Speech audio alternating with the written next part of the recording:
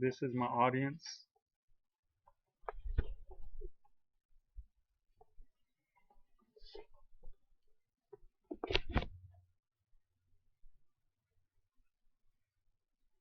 By the end of my speech today, the audience will have the formula to know how to shoot a basketball using the basic fundamentals. My name is David Webber. I'm a basketball coach for the River City Raiders JV level select basketball team. I've had about 10 to 15 years of basketball experience, learning from coaches who have played professionally overseas, coaches who have helped get players to the NBA level.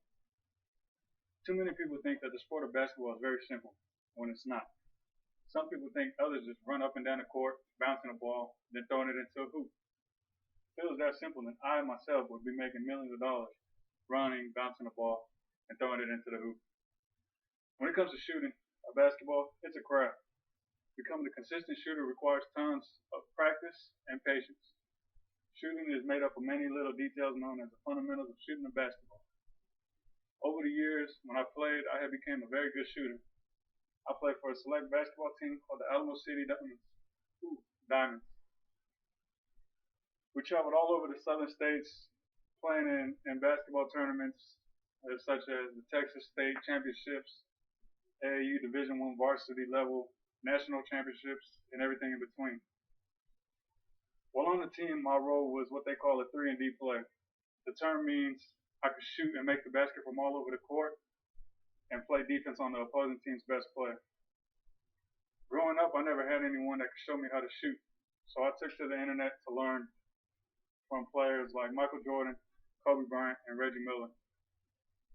Throughout this presentation, I used things I learned from watching players play in games and what some coaches taught me, and some things that I learned specifically by watching videos from Tony Ingle, the head coach for Kennesaw State University, and professional basketball Hall of Famer Michael Jordan. In this presentation, I'll be talking with you about the fundamentals of shooting and giving you the basic rules of becoming a very good shooter. I will also be showing you how to make the oh-so-easy layup and the free throw. I love this quote from the great Michael Jordan. You can practice shooting 8 hours a day, but if your technique is wrong, then all you do is become very good at shooting the wrong way. Get the fundamentals down, and the level of everything you do will rise. Becoming a very good shooter doesn't happen overnight, so the information I'll be giving you will only work if you put in the time and work to get better. The proper way of shooting a basketball consists of many basic fundamentals. The sport of basketball is much more complex than just running, bouncing the ball, and throwing the ball into the hoop. The art of being a great basketball shooter is something that many people wish they could be. The most important part of someone's shooting form is their base. By base, I mean a person's feet. To be able to make a jump shot, you have to have wide enough base to get a good jump off of the ground. Your base should always be shoulder width apart. The next part of shooting is to always keep your feet and shoulders squared to the basket at all times. It helps give you a sense of direction. Along with keeping your shoulders and feet facing the basket, you always want your hip, your elbow, and both your index and your middle finger to stay aligned towards the basket. Oftentimes, people usually let their elbow go off to the side. If it goes off to the side, you're most likely to miss to the opposite side.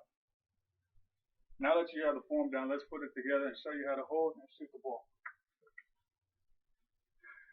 You now know what your form should look like from the base all the way down, all the way up from your hip to your hands. Now this is where the use of your other hand comes into play, along with actually using the basketball and further elaborating on what you're going to do when you're going to shoot. While you're holding the ball, you never want the ball to lay in the palm of your hand. There should always be a little bit of space.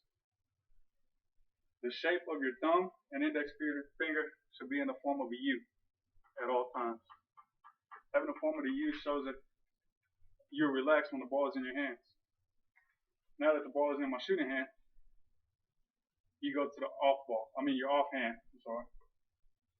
This hand can help prevent the ball from losing a sense of direction. This hand will help provide a sense of direction on where you want the ball to go. Before you shoot the ball, you always want your hand to be on the side of the basketball, not in the front, because if it's in the front, it's going to seem as if you're blocking your own shot on the side. keeps it from going off to the left. And then your right hand will keep it from going off to the right. Before you shoot the ball, you always want your eyes to be on the target. You have to know where you're going to shoot the ball. Aiming is another main point of the shooting process. You always want to aim for the side of the rim furthest away from you. It's also known as the back of the rim. Next, it's time to shoot the ball. While you're shooting, you always want to find the most comfortable release point. Myself, my release is high.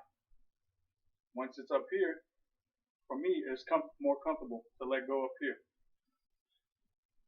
It gives you the higher release, the more of arc you will get. The arc comes with your release and your jump combined. Also, when you do jump, when you're releasing, you want to flick your wrist. It'll give it a spin. If you hit the backboard, it will spin into the basket. When you shoot, you're going to be going through your release. Once you land from your jump, you should always be very close to where you initially were before you jump. For a basic jump shot, you always want to go straight up and straight down. It keeps everything in rhythm. Your follow through is very important. Once you land, after you shoot the ball and you land, you should always remain in the same form as where you released the shot. It shows that you're keeping your shot consistent. It can show whether you're keeping your shot consistent or not. This also shows if you're rushing to shoot the ball or not. Now that you know how to shoot the ball for a jump shot, now it's on to one of the most difficult shots of the game, a free throw. Free throws have the word free in it, but that doesn't mean that they're always easy to get.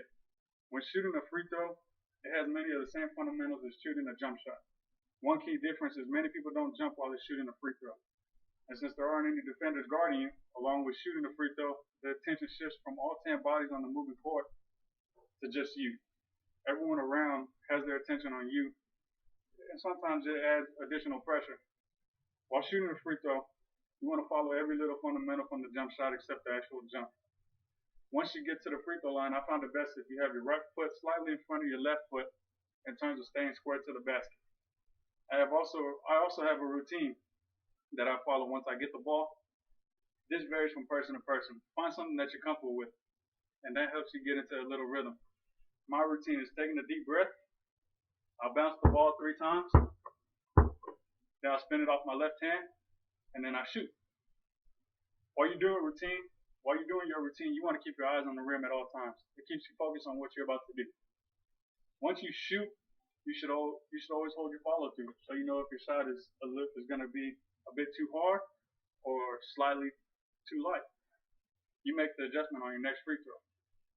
Now that you have both your jump shot and free throw shooting down, it's on to showing you how to make a layup. A layup can either be the easiest or the hardest to make. When shooting a layup, the major mistake in a person's form is, when they're going for the layup, is they fail to realize that there is even a form. Layups are pretty simple when it comes to the form, but many people fail to realize it. When you're going up for a layup, you want to start off by getting a slight running start. A layup requires going towards the basket at an angle, even if it's a very slight angle. You want to dribble until you're within distance to take your 2 steps before you travel. If you're going for a right hand layup, once you stop dribbling, you want to step with your right leg first, and then your left leg. As you're going up, you want to imagine that there's a string tied from your elbow. If you're going with your right hand, we're going to say that there's a string attached from your right elbow to your right knee. So as you're going up for the layup, your right leg should also come up. It's the same thing for the left hand side. If you're going to go up with your left hand, your left leg will come up, just like that. After you've taken your 2 steps, you just want to keep that in the back of your mind. At all times, if you do not follow those rules, it's easier to miss the layup. While you're using the imaginary string theory, you want to keep your eyes on the basket. Know where your target is. The easiest way to make the layup is to always aim for the backboard. Always aim for the backboard. You can't emphasize it enough. Coaching, I've learned that from experience. Many of my players do not use the backboard. They like to flash. They see the backboard as boring, but the way I see it is they both count for the same amount of points. And my take is you're more likely to make it using off the backboard if you're not going to use it. With this presentation, I have given you all the basic fundamentals you need to become a pretty good shooter. All takes practice and time to become very good at them. But with this information, if you practice, you can get them all down in no time. Before I'm fully finished with this presentation, I'd like to give you 2 quotes that can be beneficial in the learning process when it comes to shooting, using the basic fundamentals that I've given you today. Don't practice until you get it right. Practice until you can't get it wrong. Lastly, a quote from arguably the greatest basketball player of all time, Michael Jordan. Some people want it to happen. Some people wish it would happen.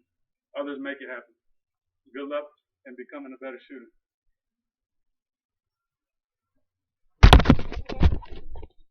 This is my audience.